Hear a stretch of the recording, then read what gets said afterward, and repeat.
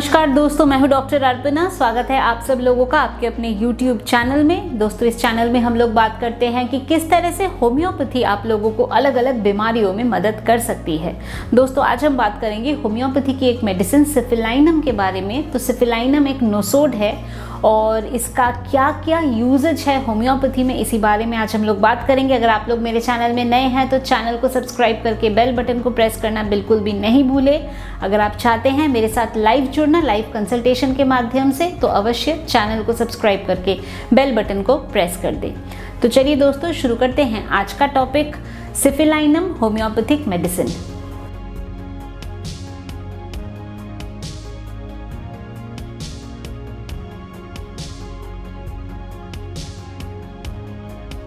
तो दोस्तों, ये जो हमारी दवा है सिफिलाइनम, ये एक नोसोड है।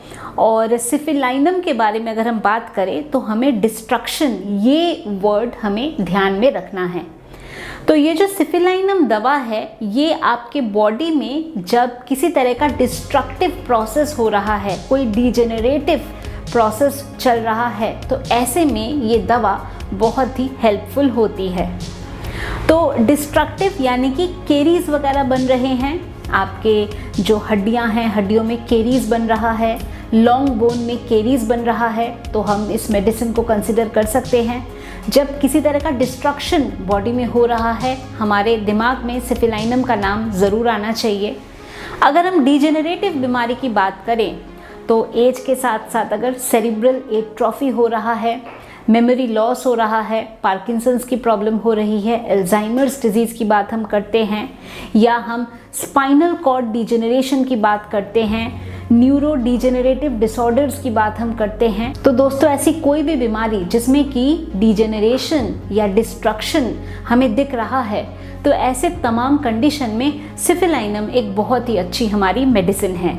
दोस्तों, क्योंकि सिफिलाइनम डिजेनरेशन के लिए बहुत यूज़फुल है, तो इसमें मेमोरी लॉस में भी ये बहुत अच्छा काम करती है। तो मेमोरी लॉस हो सकता है कि ओल्ड एज में मेमोरी लॉस हो रहा हो, या ऐसा भी हो सकता है कि यंग एज में मेमोरी लॉस हो, पेशेंट ने कुछ पढ़ा है उसको याद ही नहीं है। तो इस तरह की चीज़ें जो कि याद नहीं रह रहा है, कुछ एक बात कहनी है पर वर्ड ही नहीं मिल रहा है कि मैं उसको कैसे एक्सप्लेन करूं, मुझे वो वर्ड ही नहीं मिल रहा है, मैं भूल गई कि उसको क्या कहते हैं। तो इस तरह का मेमोरी लॉस होता है कि मालूम तो है पर वर्ड एकदम से रिकलेक्ट नहीं हो रहा है।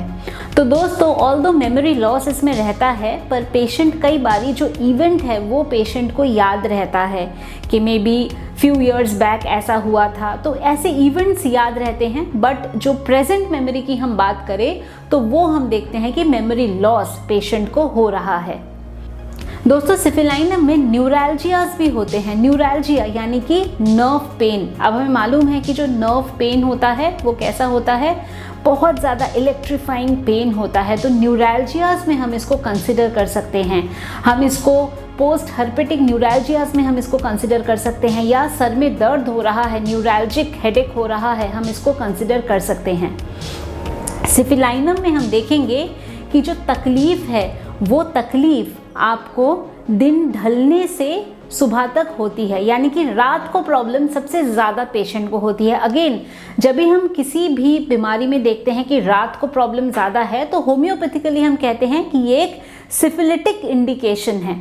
तो सिफिलाइनम में भी हम ये देखते हैं कि जो प्रॉब्लम होती है, जो तकलीफ होती है, वो रात को ज़्यादा होगी। सर में दर्द है वो रात को ज़्यादा होगा, न्यूरैल्जिक पेन है वो रात को ज़्यादा होगा। तो इस तरह की प्रॉब्लम जो कि आपको पर्टिकुलरली नाइट टाइम में ज़्यादा एग्रेवेट करे, तो इसमें हम सिफिलाइनम को कंसिडर कर सकते हैं। दोस्तों, सिफिलाइनम का इंडिकेशन फिक्टेनुलर कंजंक्टिवाइटिस में भी हो सकता है। फिक्टेनुलर कंजंक्टिवाइटिस यानी कि कॉर्निया का इन्फ्लेमेशन या फिक्टेनुलर इन्फ्लेमेशन ऑफ द कॉर्निया।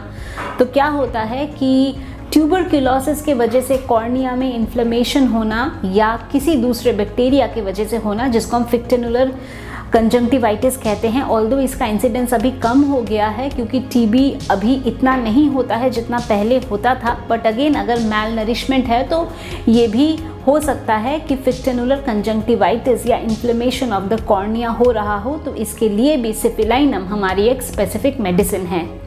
बच्चों की हम बात करें तो बच्चे जिनके की जो दांत हैं वो सिरेटेड होते हैं, जो दांतों का मार्जिन है वो स्मूथ नहीं है, तो वो ऐसे गोल गोल गोल गोल होते हैं या वो सिरेटेड होते हैं, वो स्मूथ या प्लेन नहीं होते हैं। तो ऐसे प्रॉब्लम में भी या इस तरह के कंडीशन में भी सिफिलाइनम मेडिसिन हमारे दिमाग में ज़रूर आना चाहिए। कभी आपने ऐसा देखा होगा किसी को कि जो अपर आईलिड है उनका झुका हुआ होता है, तो जिसको हम टोसिस कहते हैं, तो आंखें पूरी खुलती नहीं है, आंखें कम खुलती हैं या आईलिड ऐसे ड्रूपी होते हैं। तो ये जो ड्रूपी आईलिड है या टोसिस जिसे हम कहते हैं, इसमें भी दोस्तों सिफिलाइनम एक बहुत अच्छी मेडिसिन है जिसके बारे में हमें ज़रूर सोचना चाहिए। बच्चों में कॉन्स्टिपेशन की प्रॉब्लम होना, और कॉन्स्टिपेशन कैसा, ऑब्स्टिनेट कॉन्स्टिपेशन, यानी कि बिल्कुल भी स्टूल पास नहीं होते हैं। तो ऐसे ऑब्स्टिनेट कॉन्स्टिपेशन की जब हम बात करें तो इसमें भी सिफिलाइनम मेडिसिन हम ज़रूर कंसिडर कर सकते हैं। दोस्तों अगर कहीं पे कोई अल्सर वगैरह है, घाव बन गया है और जो घाव है वो भर नहीं रहा है, नॉन हीलिंग अल्सर बन रहा है, तो इसमें भी हम सिफिलाइनम के बारे में सोच सकते हैं। एक स्किन प्रॉब्लम होती है जिसको हम कहते हैं इक्थायोसिस या फिश स्किन, तो इक्थायोसिस या फिश स्किन में भी सिफिलाइनम का बहुत अच्छा रोल है और सिफिलाइनम को हम इस कंडीशन में कंसिडर कर सकते हैं। तो दोस्तों ओवरऑल सिफिलाइनम नोसोड के बारे में हम जब भी बात करें या जब भी इसके बारे में हम सोचें तो डिस्ट्रक्शन, ये एक पॉइंट हमें ध्यान में रखना है। तो डिस्ट्रक्शन, डीजेनरेशन एंड मेमोरी की हम बात करें तो memory loss, and memory loss क्या, प्रेजेंट मेमोरी लॉस ज़्यादा होता है। तो ऐसे में सिफिलाइनम मेडिसिन को हम कंसिडर कर सकते हैं दोस्तों, क्योंकि ये एक नोसोड है तो इसको हम जनरली हायर पोटेंसी में हम इसको देते हैं 200 या 1 m में, एंड इसकी जो रिपीटेशंस होती है वो काफ़ी गैप में होती है, 1 महीना, 2 महीना, 3 महीना, कंप्लीटली निर्भर करेगा पेशेंट के सिम्टम पर। या हम इसको एलएम पोटेंसी में भी दे सकते हैं, 0/1, 0/2, तो इस तरह से एलएम पोटेंसी में भी इस दवा को दी जा सकती है। बट दवा को जो देना है इसमें क्या ध्यान रखना है, डिस्ट्रक्शन, डीजेनरेशन, तो सिफिलाइनम हमारी मेडिसिन है। तो दोस्तों ये थी इन्फॉर्मेशन अबाउट सिफिलाइनम। मैं उम्मीद करती हूँ कि अभी जो इन्फॉर्मेशन मैंने आप लोगों के साथ शेयर किया होम्योपैथिक मेडिसिन सिफिलाइनम के बारे में, आपने इसको पसंद किया है। तो वीडियो को लाइक करना, शेयर करना, कमेंट करना और चैनल को सब्सक्राइब करना बिल्कुल भी नहीं भूलें। दोस्तों अगर आप लोग चाहते हैं मेरे से अपॉइंटमेंट बुक करना तो दिए गए नंबर पर आप लोग व्हाट्सएप के द्वारा मैसेज भेज सकते हैं। मेरे ऑफिस से आप लोगों को अपॉइंटमेंट की सारी डिटेल्स मिल जाएगी। अगर आप चाहते हैं डायरेक्टली फ़ोन पे मेरे से बात करना तो ऐप के माध्यम से आप फ़ोन पे भी मेरे से बात कर सकते हैं। तो दोस्तों आज के लिए बस इतना ही। खुश रहिए, मुस्कुराते रहिए, स्वस्थ रहिए। Thanks for watching.